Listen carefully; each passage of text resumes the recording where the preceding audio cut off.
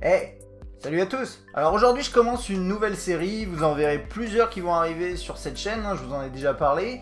Et cette série, elle va s'appeler Matos. Alors Matos, qu'est-ce que c'est? Concrètement, je vais vous parler dans chaque vidéo de manière indépendante des produits que j'utilise au quotidien, que ce soit pour filmer, que ce soit pour enregistrer du son, que ce soit pour jouer, que ce soit pour taper du texte.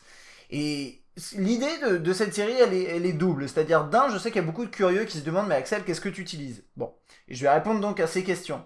De deux, la deuxième raison qui est limite la plus importante, c'est que je vais pouvoir vous donner mon avis sur des produits que j'utilise, et de manière complètement objective et aussi complète, point barre, puisque je les utilise depuis plusieurs mois pour la plupart. Alors par contre, notez que c'est pas parce que j'utilise ces produits que c'est forcément les meilleurs. J'ai des produits que j'utilise régulièrement, il y a une question d'habitude également, mais il y en a qui sont effectivement très bons, et ce sera l'occasion du coup de les découvrir. Et pour chaque produit présenté, je vous mettrai à chaque fois un lien, si vous voulez l'acheter sur Amazon, vous pourrez le faire directement. Alors aujourd'hui, je vais parler de quelque chose qui est important pour moi, c'est le micro. Alors hop, on va zoomer un petit coup dessus, vous inquiétez pas, je vous montrerai bien sûr un petit peu mieux. C'est mon micro et plus globalement le setup audio que j'utilise, qui est en fait l'ensemble ici avec ces éléments-là, bien sûr le micro au milieu, et je vais vous en parler. Le micro, qu'est-ce que c'est? C'est un micro de chez Blue, qui est une marque en fait qui a un avantage, c'est qu'elle fait des micros qui sont à la fois de bonne qualité. Et il y a différents types de gammes, hein. Bien sûr, là on est plutôt en milieu, on va dire, milieu de gamme, mais il y a des trucs qui montent à des prix incroyables. Mais là on est en milieu de gamme et c'est quand même pas si cher que ça pour la qualité que c'est. Alors ce micro, ça s'appelle le Blue Snowball. Il y a deux versions du Blue Snowball aujourd'hui disponibles. Si vous regardez un petit peu sur le site de Blue, bon, ça va être par là, ça sert à rien, mais je peux quand même vous montrer. Donc là, en gros, vous avez le Snowball Ice, ICE, c'est celui-ci. Et vous avez également le Snowball tout court, c'est le mien. Alors la différence entre les deux, rapidos, c'est que concrètement sur le Blue, sur le Snowball, pardon, vous avez des réglages ici que vous pouvez voir. En fait, c'est des réglages qui sont derrière le micro. Je pourrais vous les montrer un petit peu plus tard, qui permettent de basculer de cardioïde, de omni, de cardioïde à omni à cardioïde avec moins 10 dB. Et en fait, l'idée, c'est, moi, j'utilise généralement ce micro en mode cardioïde 100%. Et l'idée, c'est que quand il est dans ce mode-là, il va plutôt prendre ce qui va se passer devant. Si vous passez en mode omni, en fait, ça va être plus large. Donc pour ce genre d'enregistrement là que je suis en train de faire, c'est pas intéressant. Mais ça va être plus sympa si vous enregistrez par exemple un truc en groupe ou bien un groupe de musique justement, ce genre de choses, et vous le placez au milieu par exemple. Et après pour le cardioïde moins 10, ce sera plus si vous avez des sons vraiment très très très forts, comme encore une fois de la musique, des instruments de musique très marqués, ça peut être éventuellement pratique. Alors le Blue Snowball, c'est pas un micro qu'on pourrait qualifier de studio, c'est un micro en USB. Donc ça c'est un peu particulier. Normalement en audio quand même le mieux avec les micros c'est le XLR. Mais l'USB il a un côté très pratique. C'est-à-dire que moi je le branche à mon PC directement. Et ensuite après j'y accède. Par exemple là vous voyez pas, mais derrière avec Audacity, ce genre de logiciel, même pour streamer, etc. Ça marche très très bien. Donc ça c'est un côté pratique, mais c'est pas l'idéal. Cela étant dit, la qualité est vraiment très très bonne.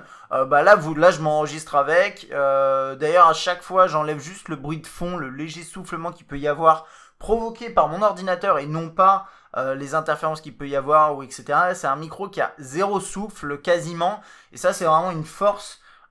Si vous voulez avoir une qualité audio une bonne qualité audio, on va dire, dans vos vidéos ou autre chose. D'ailleurs ça c'est un micro qui à la base est peut-être même plus pensé pour faire des podcasts, ce genre de choses. Je vais vous montrer quelques trucs, un petit truc, mais là en fait à la base quand vous achetez le micro, vous avez un petit pied comme ça. Alors moi j'en ai un. Mais honnêtement, j'ai cherché partout, je l'ai pas trouvé, et du coup, je me suis dit, tant pis, je vais pas vous le montrer.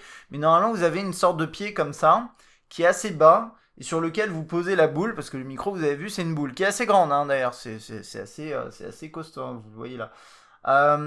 Le seul truc à savoir, c'est que si vous l'utilisez uniquement là-dessus, c'est un micro qui, contrairement à un micro qui est très très très directionnel, qui va cibler votre voix par exemple pour tout ce qui est gameplay avec un casque, eh bien là c'est pas pareil, c'est-à-dire que ça va bien capter votre voix, mais si vous voulez l'utiliser pour faire du gameplay, moi je vous conseille de faire ce que j'ai fait, à savoir le mettre sur un bras articulé, parce que si vous ne faites pas ça, ce qui va se passer finalement, c'est qu'on va entendre complètement tout ce qui se passe sur votre clavier, etc. Et ça, faut faire très attention. Même moi, avec un clavier mécanique et le bras articulé qui me permet de rapprocher le micro de la bouche, on entend quand même mon clavier. Donc là, je vous propose juste de regarder l'arrière. Alors, je suis obligé de parler un peu plus fort, parce que comme vous le voyez, moi je suis derrière la caméra, salut. Et le micro, comme il est en mode directionnel, et bien finalement l'arrière va pas être très activé, on va dire. Et du coup, là, vous m'entendez a priori moins fort. Mais c'était juste pour vous montrer l'arrière du micro. Et donc là, vous voyez, il y a le petit réglage qui permet d'avoir les 3 réglages que vous voyez juste derrière sur l'écran. Là, il y a le port USB, c'est un gros USB en fait. C'est un gros USB qui tient. Alors, ça c'est un gros problème que j'ai. J'ai 2 problèmes principaux avec ce produit. En plus du fait qu'il capte beaucoup les bruits extérieurs et qui du coup c'est pas très pratique pour ceux et celles qui souhaitent enregistrer du gameplay. Le premier, c'est que ce câble USB, à force d'être tiré, enlevé, etc., il a tendance à s'enlever très facilement. Là, vous le voyez, si j'appuie dessus, en fait, il va un peu bouger. Et en fait, potentiellement, je peux perdre la connexion. Et comme j'enregistre avec le micro, je vais pas le faire. Et ça, c'est chiant. Ce que j'ai fait, du coup, c'est que, hop, vous le voyez pas, mais ouais, si vous le voyez, le câble, j'ai fait un nœud ici, de façon à ce qu'il y ait le moins de tension possible dessus. Donc ça, c'est la première chose. Deuxième chose, c'est qu'il a aussi tendance, même sans que ça se soit touché, à se déconnecter, à disparaître des périphériques, et puis il faut juste le brancher, le débrancher. Donc ça, c'est un problème. C'est un problème, je pense que c'est au niveau de la connexion ici. D'ailleurs, de temps en temps, des petits soucis, et ça, c'est pas terrible. En plus, bien sûr, de ce que je vous ai cité, à savoir le fait que si vous voulez juste capturer du gameplay et que vous avez un clavier un peu bruyant, honnêtement, peut-être privilégier un casque avec un micro intégré. Alors cela étant dit, le Snowball c'est quand même un excellent micro, notamment si vous voulez juste parler très proche du micro avec un anti-pop devant dont je vous parlerai dans un petit instant. Ça permet, vous avez quand même une très bonne qualité de voix, je pense que vous l'entendez. Je parle rarement aussi près du micro, mais c'est tout à fait possible et il va pas saturer, à part si je parle vraiment très fort dedans. Mais il capte bien le timbre de ma voix, les graves, etc. Et ça, c'est vraiment très sympa. On sent que c'est un micro qui est optimisé a priori pour la voix de base, apparemment aussi pour les instruments de musique, mais ça, j'ai pas pu le tester. Mais donc là, je vous ai parlé du micro. Ce micro-là, il coûte 80 € à peu près. Hein. Si vous voulez l'acheter, il est dispo sur Amazon. Et il y a le Ice qui coûte un peu moins cher parce qu'il n'a pas les réglages à l'arrière. Et moi, maintenant, je vais passer un petit peu aux accessoires qui vont avec. Parce que comme je vous disais, finalement, si vous utilisez uniquement le pied qui est fourni, eh bien, ce ne sera pas forcément terrible. Il y a autre chose à savoir, c'est qu'il y a une petite grille devant, que vous voyez. Alors, je vais essayer de ne pas le débrancher quand même, ce serait dommage. Vous voyez qu'il y a une petite grille devant.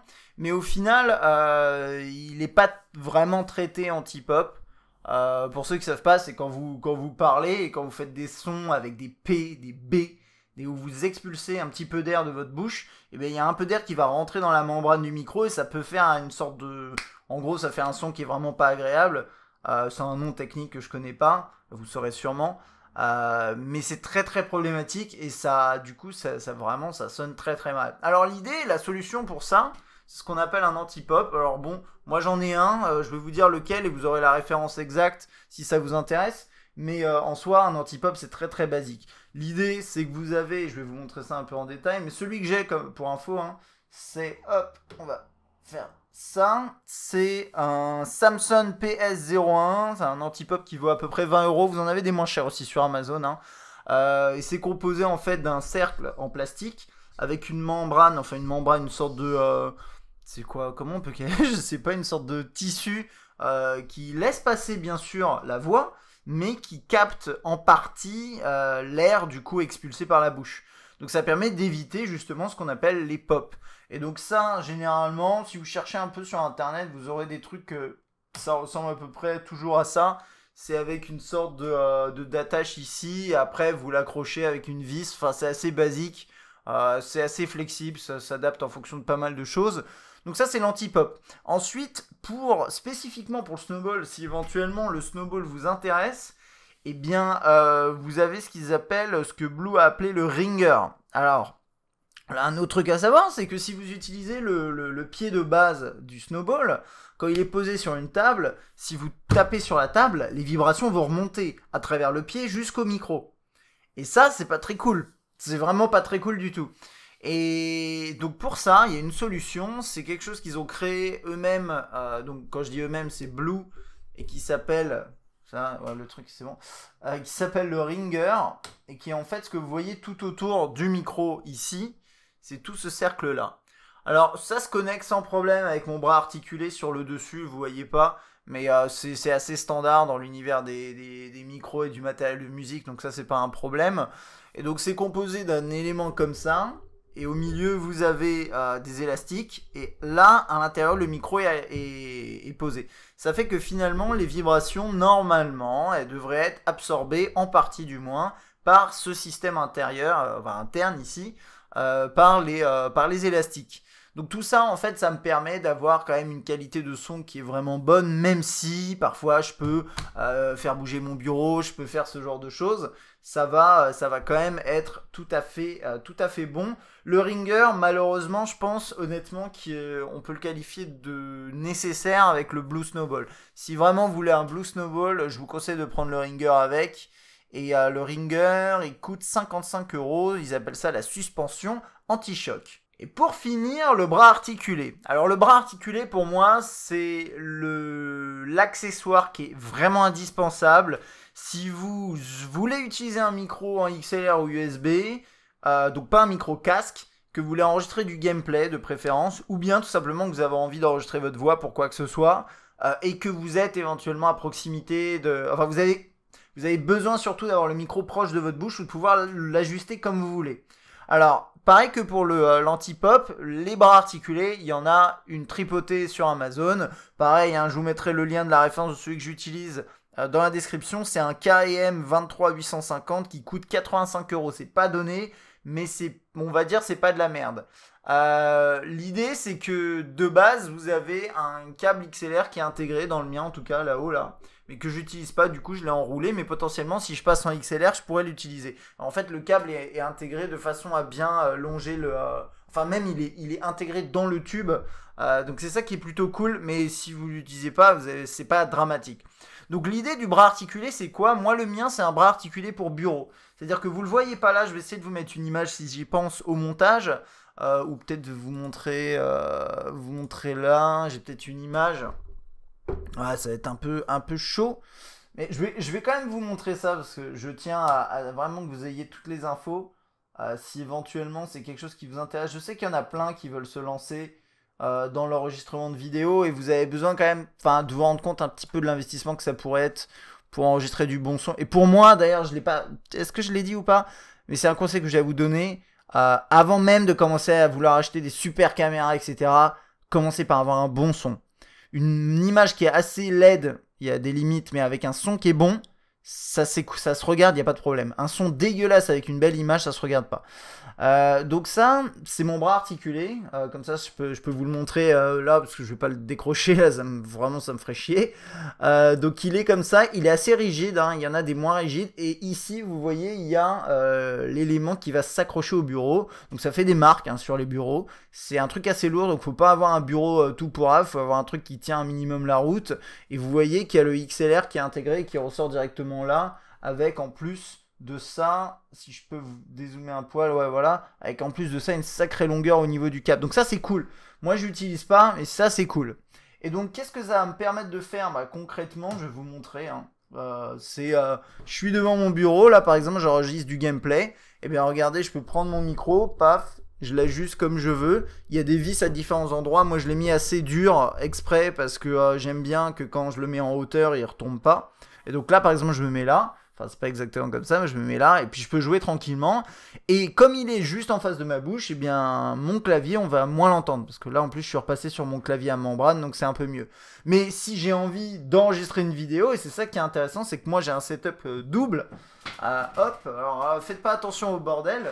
Mais là, j'ai ma table avec plein de bordel. Mais là, j'ai ma table sur laquelle je fais les vidéos de test, etc.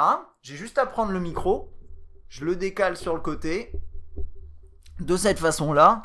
Et là, je suis parti, je fais mes vidéos de prise en main, mes vidéos de test. Voilà. Donc, c'est ça qui est sympa. Après, ça va dépendre vraiment de comment est votre setup pour vous. Potentiellement, vous n'avez pas besoin d'un bras articulé. Mais, comme je vous disais, le pied de base fourni avec le snowball, il est assez pourrave. C'est pratique, parce que de toute façon, le micro, il est rond. Donc, c'est très difficile de le faire tenir seul. Mais c'est quand même pas très pratique. Donc voilà, ce sera tout pour ce premier épisode de Matos consacré à mon setup d'enregistrement audio, on va dire, qui pour moi est réellement important.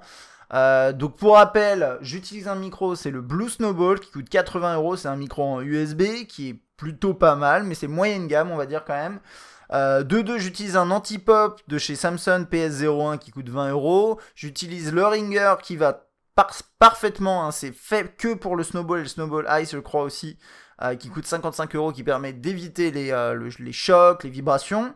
Et j'utilise un bras articulé de chez KM, le 23850, qui coûte 85 € et qui me permet de le bouger dans tous les sens. Il y a des là-dedans, vous pouvez vraiment faire votre marché. Il y a des trucs qui peuvent vous intéresser. Il y a des trucs que vous pourrez adapter en fonction de vos besoins. Dans tous les cas, j'espère que ça vous aura plu, que ça vous aura aidé. Si vous avez des questions sur mon matos, bien sûr, n'hésitez pas. Prochain épisode, je pense qu'on parlera peut-être de la vidéo. Ça me semble pas mal. J'ai plein de trucs à vous montrer. Et puis après, on verra. Et puis si vous avez des trucs spécifiques que vous voulez découvrir, peut-être qui me viennent pas à l'esprit, je sais pas, vous voulez voir mon tapis de souris, vous voulez voir ce genre de choses, eh bien n'hésitez pas à laisser un petit commentaire. Si ça vous a plu, pensez à lâcher un like, à vous abonner si vous n'êtes pas abonné, ça c'est abonner, et à manger des pâtes avec du ketchup. Et moi je vous dis à bientôt. Allez, salut.